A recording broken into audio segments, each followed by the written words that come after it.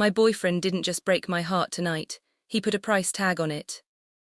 Everyone in New York knows the name Mr. X, no one knows his face. Tonight I became the only person to see both, and it might be the last thing I ever see. The neon sign of L Avenue flickered, casting a sickly pink glow over the wet pavement of 52nd Street. Matilda wiped the mahogany bar for the 10th time, her muscles aching from a 12-hour shift. Her vibrant red hair, usually a defiant crown, was pulled back in a messy knot, a few stray curls framing a face that looked more tired than she felt. The restaurant was empty, save for the scent of expensive cigars and lingering truffle oil. She just wanted to go home, but the pit in her stomach told her home wasn't safe. Patrick had been different lately, colder, his eyes darting toward her with a predatory calculation that made her skin crawl. "Closing up, Matty," a voice rasped from the door. It was Patrick. He wasn't smiling. He looked at her not as a boyfriend, but as a piece of property he was checking for damages. He leaned against the doorframe, his expensive leather jacket dripping rain onto the hardwood floor. "I'm almost done, Pat. Just let me grab my coat," she said, her voice trembling slightly. "Forget the coat," he said, stepping into the dim light. "We've got a meeting. Someone very important wants to meet the girl I've been bragging about." Matilda froze. The rumors she'd heard, about Patrick's gambling debts and the men he hung around with, suddenly felt very real. "It's midnight, Patrick, I'm not meeting anyone." "You don't get a vote tonight," he hissed, grabbing her wrist with a grip that promised bruises. The cold rain hit Matilda's face like needles as Patrick dragged her out of the service entrance. The alleyway was dark, smelling of damp concrete and garbage. "Let go of me, you're hurting me," Matilda fought back, her heels skidding on the slick ground. She was strong, but Patrick was fueled by a desperate kind of adrenaline. He was terrified of the debt he owed, and he was using her as his currency.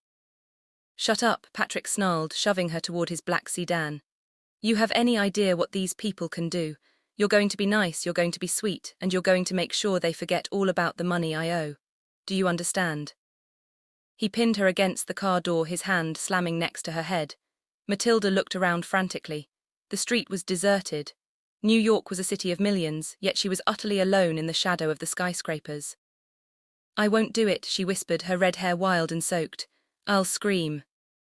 "Go ahead, no one's listening," Patrick laughed, reaching for the car door handle. He went to shove her into the back seat, his hand gripping her throat to stifle her cry. Then the world went silent. A black Rolls-Royce Ghost rolled to a stop just a few feet away, its engine a low, predatory hum that seemed to vibrate in Matilda's chest. The back door of the Rolls-Royce opened and a man stepped out. He didn't look like a mobster from the movies. He wore a charcoal suit that looked like it cost more than the restaurant Matilda worked in.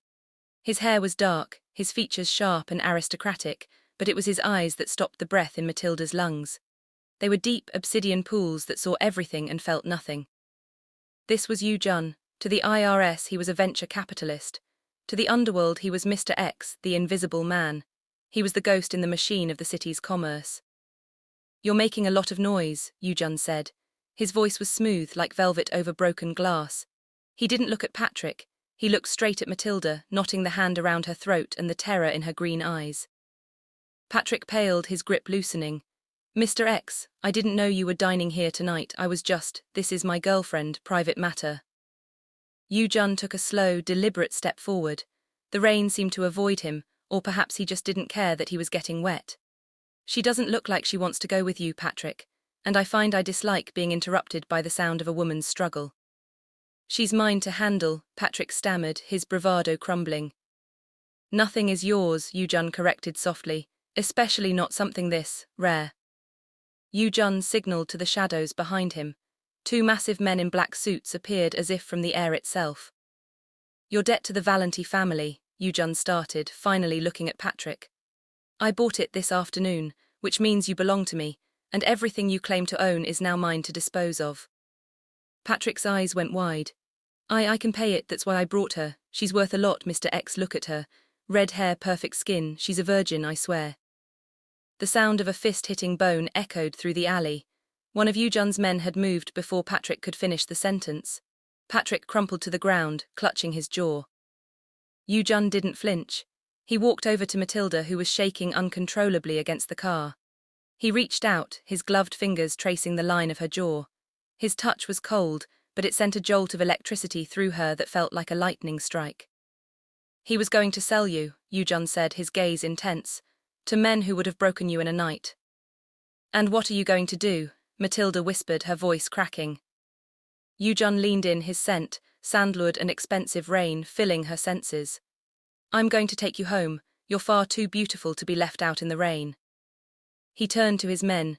Take Patrick to the warehouse, I'll decide what to do with his tongue later. Matilda sat in the back of the Rolls-Royce, wrapped in a cashmere blanket that smelled of Yu-Jun. He sat across from her, silent, watching the city lights blur past the tinted windows. He hadn't touched her again, but his presence filled the small space, suffocating and electric. They pulled into the basement of a sleek, black-glass skyscraper in Tri-B car. The elevator ride was silent, ascending 40 floors in seconds. When the doors opened, Matilda gasped. The penthouse was a minimalist masterpiece of marble and glass. The entire city of New York was laid out at their feet, a carpet of jewels, but it felt cold. It felt like a museum. This is where you'll stay, Yu-Jun said, shedding his jacket. Underneath, his dress shirt strained against broad shoulders. He looked powerful, dangerous, and entirely too handsome. I can't stay here, Matilda said, backing away as he approached. I don't even know you. You know enough, Yu-Jun said, closing the distance between them until she was backed against the floor-to-ceiling window. The height made her dizzy, but the man in front of her was more terrifying than the fall. I saved you. In my world, that means I own the life I preserved. He reached out, tucking a damp lock of red hair behind her ear. His eyes darkened. The invisible man, finally letting a flicker of hunger show. You're going to find, Matilda, that I am much more demanding than Patrick ever was. The silence of the penthouse was louder than the New York traffic 40 floors below. Yu-Jun stood so close that Matilda could feel the heat radiating from his body, a stark contrast to his icy demeanor. He signaled to a silent maid who appeared from the shadows, handing her a bundle of silk. Clean her, Yu-Jun commanded, his voice a low vibration, and burn those rags she's wearing. Matilda was led to a bathroom that was larger than her entire apartment. It was a cavern of black marble and heated floors. The maid, a woman who refused to meet her eyes, prepared a bath infused with oils that smelled of jasmine and dark musk. As Matilda sank into the water, the reality of her situation hit her. She had escaped a pimp only to be claimed by a kingpin. She looked at her reflection in the steam-fogged mirror. The vibrant red of her hair looked like a bloodstain against the white porcelain. She wasn't just a waitress anymore, she was a guest who wasn't allowed to leave. When she emerged, a sheer emerald-green silk slip lay on the counter.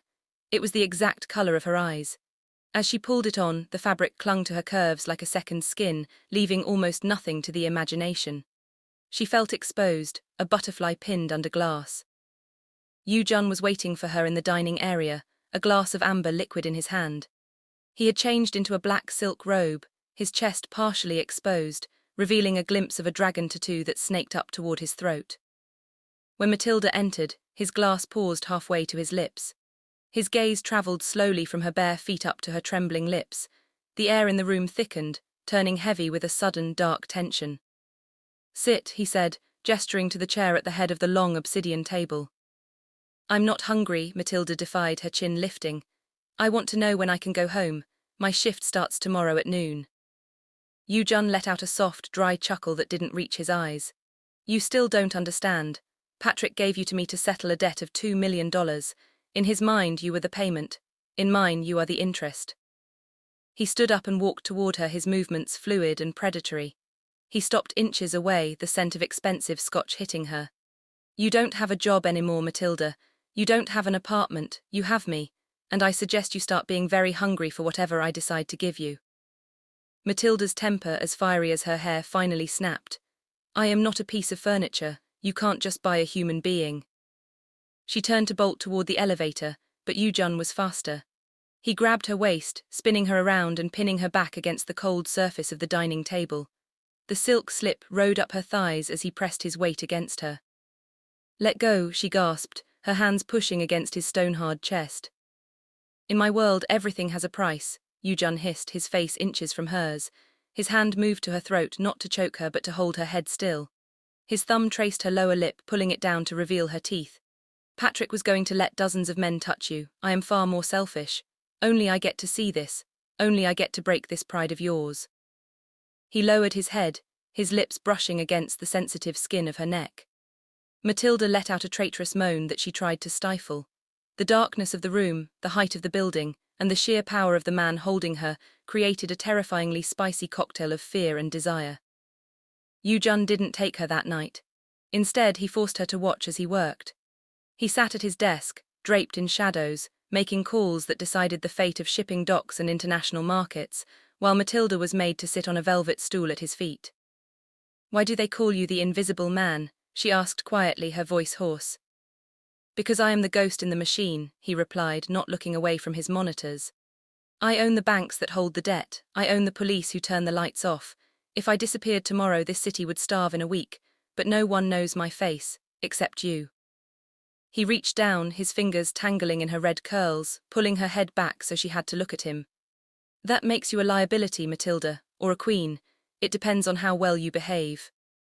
The way he looked at her, with a mixture of cold calculation and burning lust, made her realize that his protection was a cage. He was watching her every breath, analyzing her every shiver. He wasn't just protecting her from Patrick, he was claiming her soul. Hours later, Yu-Jun led her to the master bedroom. The bed was a massive expanse of black linens.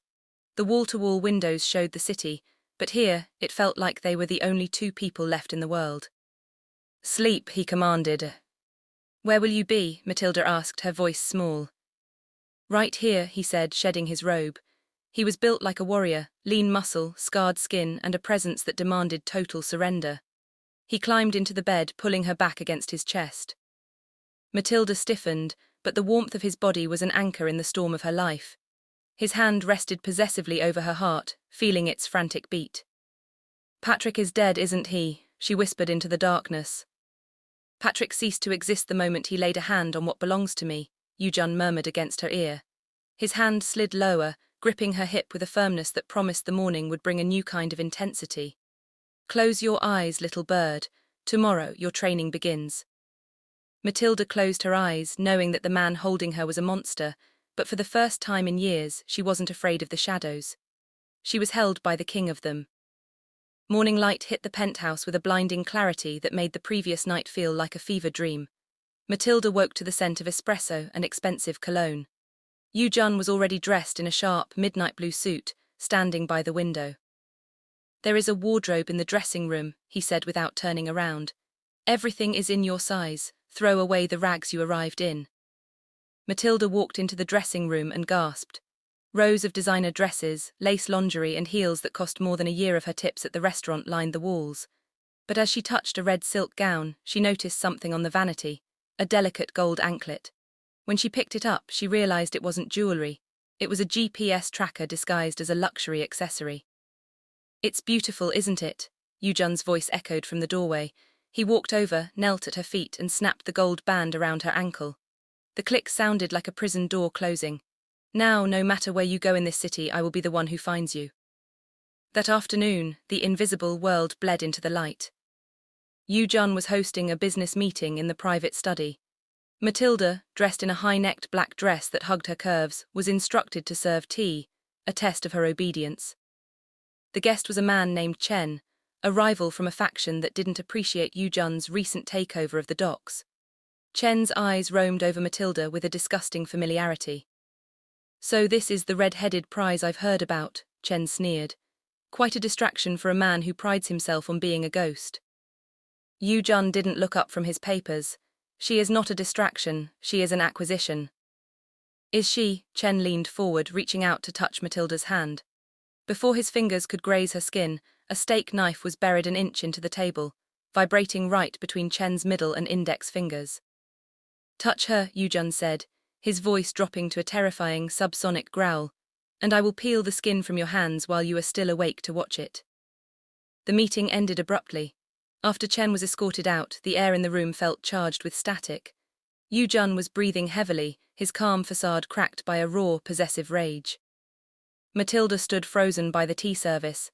"You didn't have to do that," she whispered.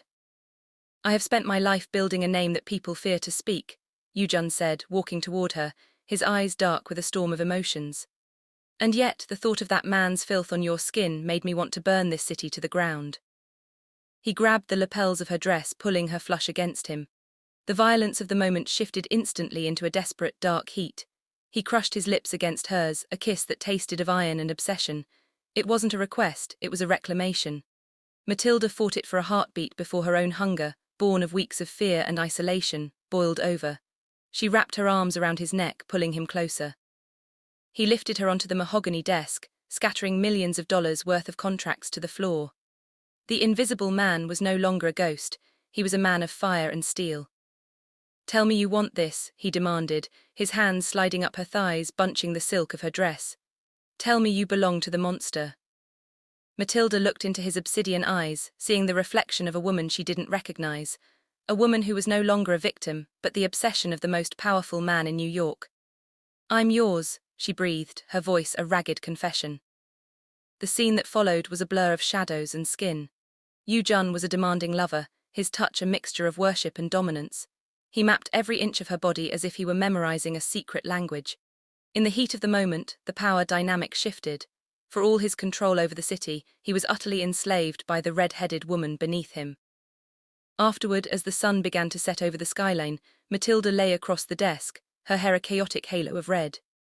Yu-Jun stood over her, adjusting his tie as if he hadn't just lost his mind in her arms. "There will be a gala tomorrow night," he said, his voice back to its cool, professional tone. "The world thinks I am a myth. Tomorrow you will be on my arm when I show them I am very real." "Why now?" Matilda asked, pulling her dress back down. "Because Chen will try to take you," Yu-Jun replied, looking out at the city. "He thinks you are my weakness. I need to show him and everyone else that you are my strength. If anyone looks at you, they answer to me. If anyone touches you, they die." He turned back to her, a ghost of a smile on his lips. "You wanted to know why I'm called the Invisible Man. It's because I only appear when it's too late for my enemies to run. And tomorrow, Matilda, we go to war." The night of the gala arrived like a storm cloud over the Atlantic. Yu-Jun had gifted Matilda a gown of liquid gold that clung to her like a second skin, backless and daring, ending in a train that hissed against the marble floor. Around her neck sat a choker of black diamonds, a heavy, beautiful weight that signaled her status to anyone who knew how to read the language of the underworld. "You look like a goddess," Yu-Jun whispered, standing behind her in the dressing room. He didn't look at her face, he looked at her reflection, his hands resting on her shoulders. "Tonight, the invisible man becomes visible. Do not leave my side. Do not speak to anyone unless I acknowledge them first." "I feel like a target," Matilda admitted, the gold fabric cold against her skin. "You are a target," he corrected, his eyes dark. "But you are protected by the deadliest shield in this city. Remember that." The gala was held in a converted cathedral in Midtown, filled with the scent of lilies and old money. As they entered, a hush fell over the room. Heads turned, whispers rippling through the crowd like a shockwave. No one had seen Yu-Jun in person for years. Seeing him with a woman whose beauty was as loud as his reputation was silent sent the elite into a frenzy. Matilda felt the weight of 100 stares.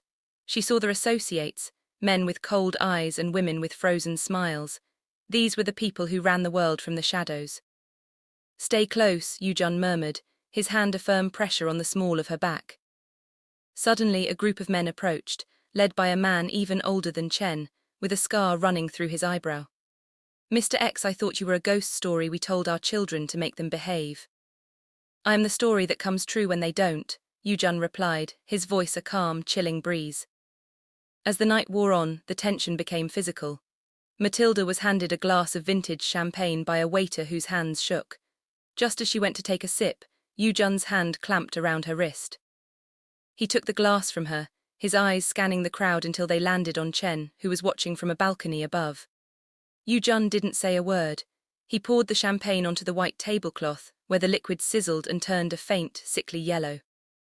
The room went dead silent. "A clumsy attempt," Yu-Jun said, his voice carrying to every corner of the cathedral. "Chen, you should know by now that I don't just see the moves you make, I see the thoughts you have before you make them." He looked at Matilda, his gaze softening just a fraction. "Go to the powder room, my men are at the door, I have a debt to settle in public." Matilda hurried toward the back of the cathedral, her heart hammering against her ribs. She ducked into the lavish powder room, splashing cold water on her face. She wasn't just a waitress anymore, she was a piece on a chessboard where the players used real blood. The door clicked shut. She looked in the mirror and saw not Yu-Jun's men but two of Chen's thugs. They had entered through a service hatch. Before she could scream, a heavy hand was over her mouth. "The boss wants the girl," one whispered. "If X loves her enough to show her off, he'll give up the docks to get her back." They dragged her toward the service exit, but Matilda remembered the weight of the gold on her ankle. She kicked out, her sharp heel catching one man in the shin. She wasn't going to be a victim twice. She grabbed a heavy crystal vase from the vanity and shattered it against the other man's head. The door burst open. It wasn't Chen's men, it was Yu-Jun. He stood there, a silenced pistol in his hand, his expression more demonic than human. He saw the broken glass, the blood on Matilda's gold dress, and the two men scrambling to regain their footing. He didn't hesitate. Two muffled thuds echoed in the small room. The men fell instantly. Yu-Jun dropped the gun and crossed the room in 2 strides, pulling Matilda into his arms so hard it took her breath away. He checked her for wounds, his hands shaking, the first sign of weakness she had ever seen from him. "I told you," he hissed, his forehead pressing against hers. "I told you they would try." "I'm okay," she gasped, clutching his lapels. "Yu-Jun, I'm okay." He looked at the blood on her hem, then back at her green eyes. The spicy, dark obsession that had been simmering between them exploded. He didn't care about the gala or the bodies on the floor. He pressed her against the marble wall, his kiss desperate and territorial. "You're not leaving my sight again," he growled, "not even to breathe." The ride back to the penthouse was silent, the air thick with the smell of gunpowder and expensive perfume. Yu-Jun's hand never left Matilda's thigh, his grip iron tight. Once inside, he didn't head for the bedroom. He went straight to the command center, a room Matilda had never been allowed to enter. Wall-to-wall screens flickered with data, satellite feeds, and security camera footage from across the globe. "Chen made a mistake," Yu-Jun said, his voice cold and analytical. "He thought you were my vulnerability. He didn't realize that by touching you, he gave me permission to stop being a ghost and start being a god." He sat her down in his chair and leaned over her, his arms framing her body. "Watch," he commanded. With a single keystroke, he initiated a sequence that began freezing Chen's offshore accounts. "This is how I kill men now, Matilda. I don't use bullets, I erase their existence." By dawn, Chen was a desperate man. His assets were gone, his men were defecting, and his locations were being leaked to the authorities by an anonymous source. He did the only thing a cornered animal does, he called for a parley. "He wants to meet at the docks," Yu-Jun said, checking the magazine of his customized handgun, "where it all started for his family." "You're going alone?" Matilda asked, her heart racing. Yu-Jun looked at her, his obsidian eyes softening just a fraction. He reached into a drawer and pulled out a small, sleek pistol, placing it in her hand. "No, you're coming with me. He needs to see exactly who he tried to steal, and you need to see exactly who I am when the lights go out." The Manhattan docks were shrouded in a thick, sulphurous fog. Chen stood by the edge of the water, surrounded by his last 4 loyal bodyguards. When Yu-Jun's Rolls-Royce pulled up, the silence was deafening. Matilda stepped out first, her red hair a vibrant flame in the grey mist. Then came Yu-Jun, moving like a shadow given form. "You destroyed everything for a waitress," Chen screamed, his voice cracking with madness. 30 years of my legacy gone in a night because of a girl." "She isn't a girl," Yu-Jun said, stepping into the light of a flickering street lamp. "She is the only thing in this world that is real to me. You tried to turn her into a commodity. I turned her into my world." The confrontation was over in seconds. Chen's men, seeing the invisible man standing before them like an omen of death, dropped their weapons. They knew that to fire was to ensure their entire families disappeared from the face of the earth. Chen pulled a hidden derringer, but he was slow. Yu-Jun didn't fire, he simply nodded to Matilda. The weight of the gun in her hand felt natural, a gift from the man who had claimed her. She didn't kill him, she shot the gun out of his hand with a precision that surprised even her. Yu-Jun moved in, his hands finding Chen's throat. He didn't use a weapon. He wanted Chen to feel the life leaving his body at the hands of the man he had underestimated. As Chen's body went limp and was rolled into the dark Atlantic, Yu-Jun turned to Matilda. He was covered in the mist of the river, looking every bit the monster he claimed to be. Back at the penthouse, the sun began to rise over a city that had no idea its hierarchy had shifted overnight. Yu-Jun led Matilda to the balcony. "The debt is settled," he said, standing behind her, his arms wrapping around her waist. "You are free to go. I've set up an account in your name. You can go back to being a waitress, or you can go anywhere in the world. Matilda turned in his arms, looking up at the man who had stolen her, protected her, and worshipped her in the dark. She looked at the gold tracker on her ankle, then back at his face. "I don't want to be a waitress," she whispered, her fingers tracing the dragon tattoo on his chest. "And I don't want to be free if it means you aren't there." Yu-Jun's eyes flared with a dark, triumphant fire. He picked her up, her gold dress shimmering in the morning light. "Then welcome home, Matilda. From now on the world sees me, but they will fear you." In the heart of the glass fortress, the invisible man finally had a reason to stay in the light, and his Red Queen was the only one who knew the secrets of the ghost who ruled New York.